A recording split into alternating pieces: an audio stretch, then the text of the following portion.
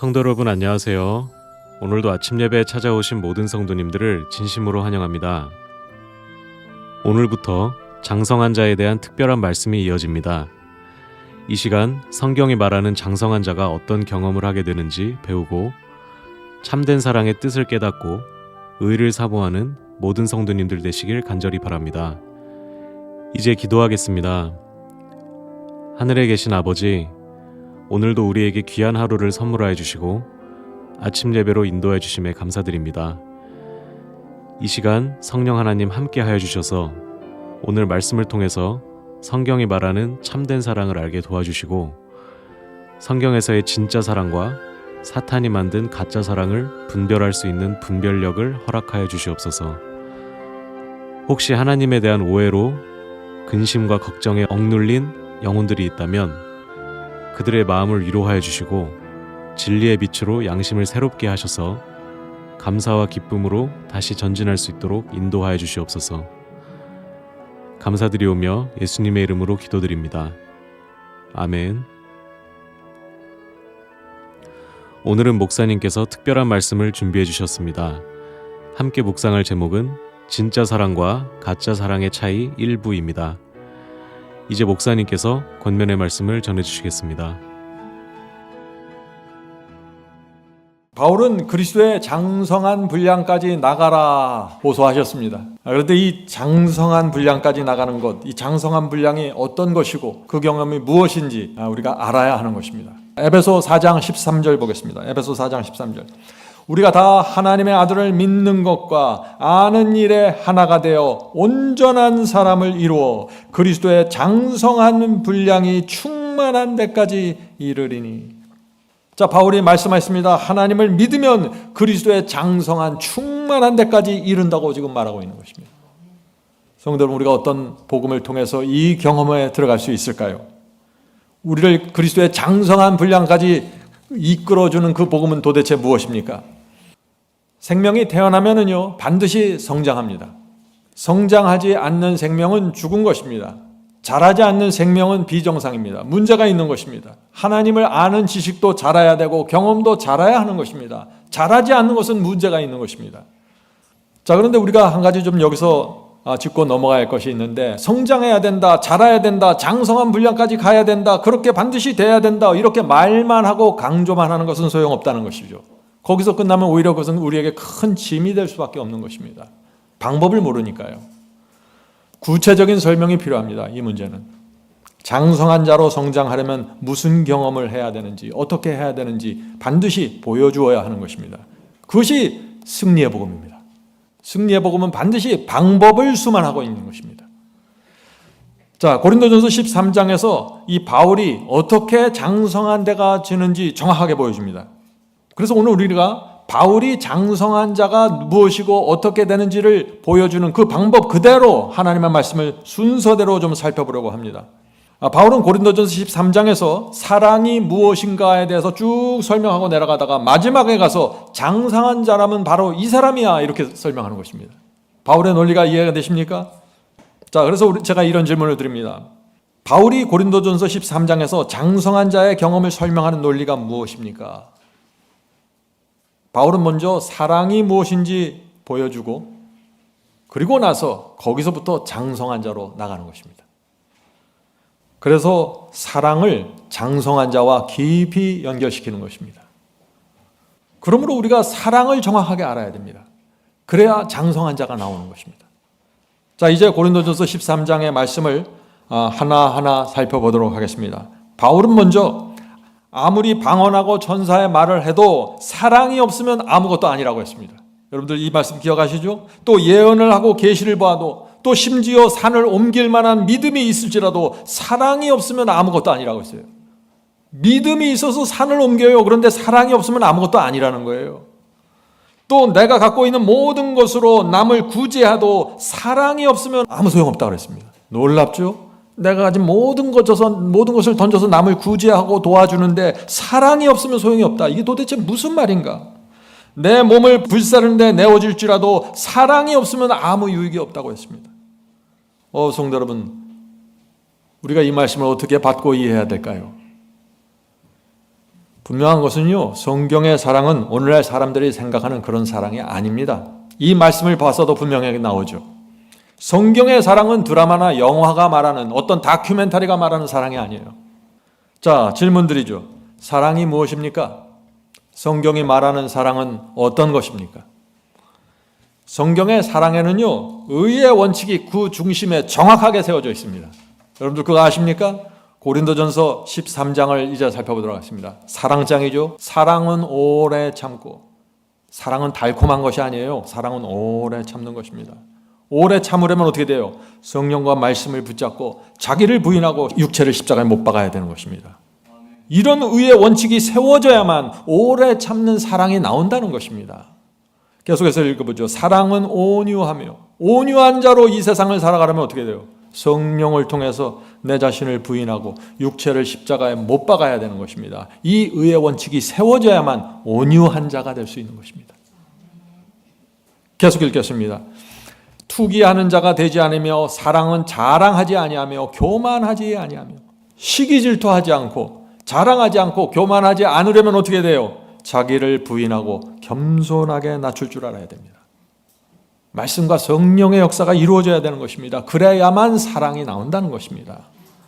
성도 여러분, 사랑은 느낌이나 감정이 절대 아닙니다. 사랑은 의의 원칙입니다. 말씀과 성령의 감동으로 마음의 의의 원칙이 세워져야만 사랑이 나온다는 것입니다. 제가 이것을 얼마나 여러분께 강조해야 될지 모르겠습니다. 사랑에 대한 허상을 버리세요. 자, 5절 읽겠습니다. 사랑은 무례하게 행하지 아니하며 자기의 유익을 굳이 아니하며 성내지 아니하며 악한 것을 생각지 아니하며. 사랑이 무엇입니까? 무례하게 상대방을 대하지 않는 것입니다. 수치스러운 짓을 않겠다는 원칙이 세워져야 됩니다. 내 유익과 내 이기심을 만족시키는 삶을 나는 살지 않겠습니다 하는 이 원칙이 마음에 새겨져야 됩니다. 나는 내 인생 속에서 악한 계획을 세우지 않겠습니다 하는 이 원칙이 새겨져야 되는 것입니다. 그런 사람들이 사랑을 할 수 있다고 말하는 것입니다. 성도 여러분, 이 의의 원칙이 세워지지 않는 사람이 사랑하고 나누고 베풀고 봉사하고 구제하면 어떻게 될까요? 교만하게 되고 자기 의를 세우게 된다는 것입니다. 그래서 의의 원칙을 말하고 있는 것입니다, 바울이. 자, 질문 드리죠.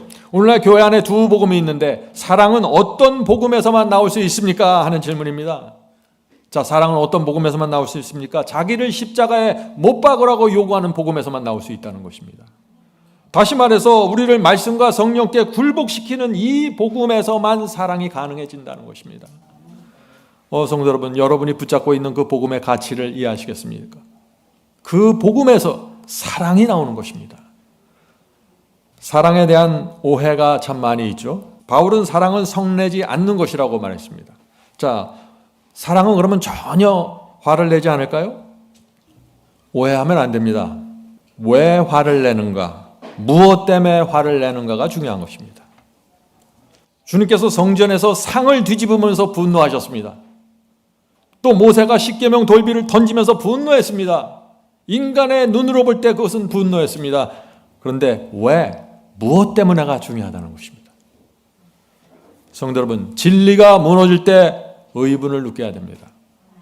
저는 인간적인 화를 말하는 게 아니에요. 의로운 분노를 얘기하는 것입니다. 교회에서 의의 원칙이 무너지는데 침묵하는 것은 사랑이 아닙니다. 그것은 무책임함이고 하나님과 사탄의 전쟁이 어떻게 이루어지는지 전혀 모르는 것입니다. 6절 보겠습니다. 사랑은 불의를 기뻐하지 아니하며, 그렇죠? 분명하게 사랑이 불의하게 연결되어 있습니다. 의로움과 연결되어 있어요. 사랑은 불의를 기뻐하지 아니하며 진리와 함께 기뻐하고, 분명하지 않습니까? 사랑의 본질이 무엇입니까? 사랑은 불의를 기뻐하지 않는 거예요. 진리를 기뻐하는 것입니다. 사랑은 의와 진리와 깊이 연결되어 있습니다. 그러므로 진리가 무너지고 의가 무너지는데 무관심한 것은 사랑이 아니라고 말하는 것입니다. 성도 여러분, 사랑이 무엇인지 정확하게 알아야 됩니다. 그래야 여러분이 하나님의 사랑을 이해하게 되는 것입니다.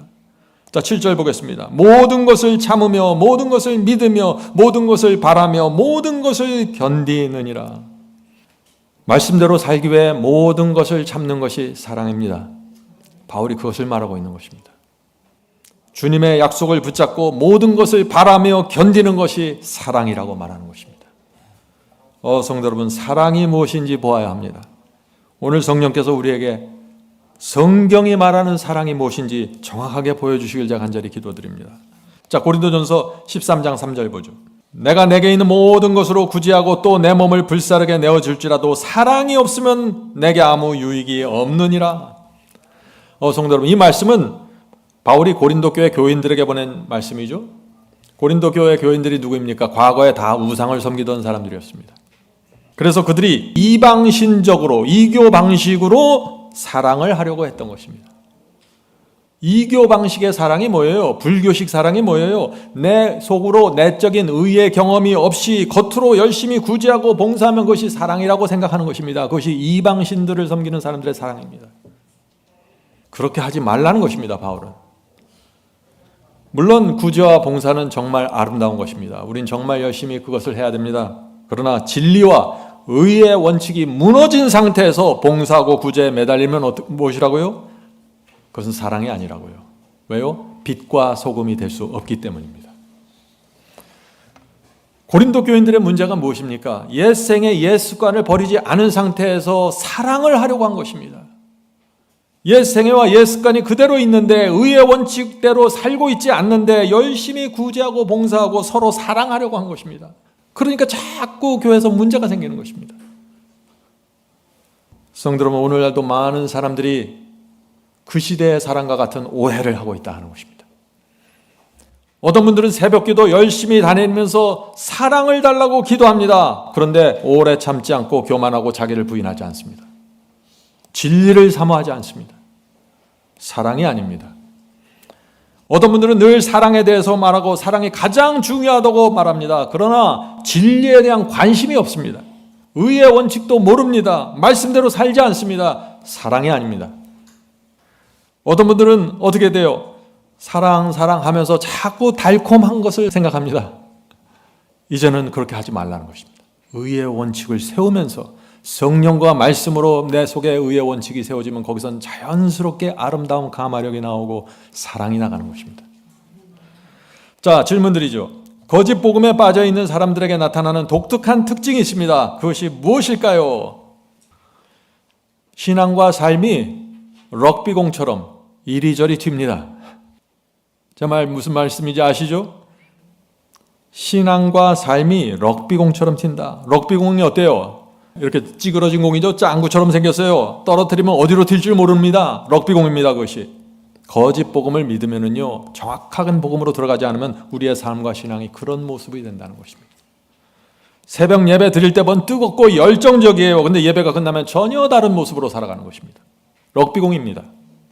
앞뒤가 맞지 않고 일관성이 없습니다. 손을 들고 찬양할 때, 교회에서 찬양할 때 보면 정말 놀랍습니다.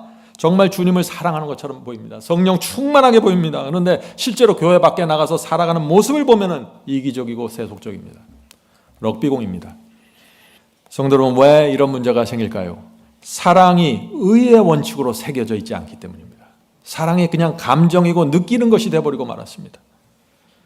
성도 여러분, 이 바울이 고린도전서 13장 처음부터 쭉 사랑을 설명하다가 11절에 가서 드디어 그리스도의 장성함을 말하기 시작합니다.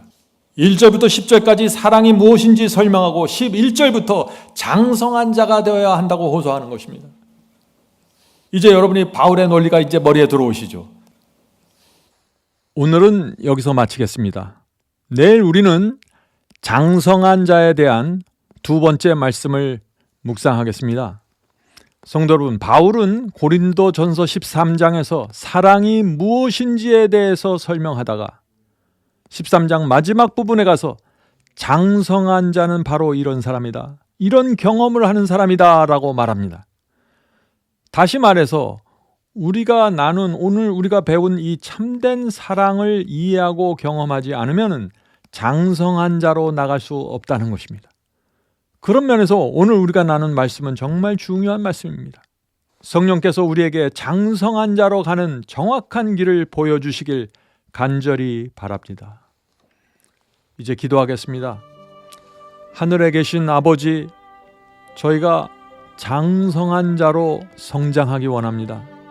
주님의 모습을 더 잘 나타내기 원합니다. 인도해 주시옵소서. 주여, 진리와 사랑이 함께 간다는 이 바울의 말씀을 잘 이해하게 도와주시옵소서. 의의 원칙이 무너진 상태에서는 하나님의 사랑이 나타날 수 없다는 사실을 저희 마음에 깊이 깨닫게 축복해 주시옵소서.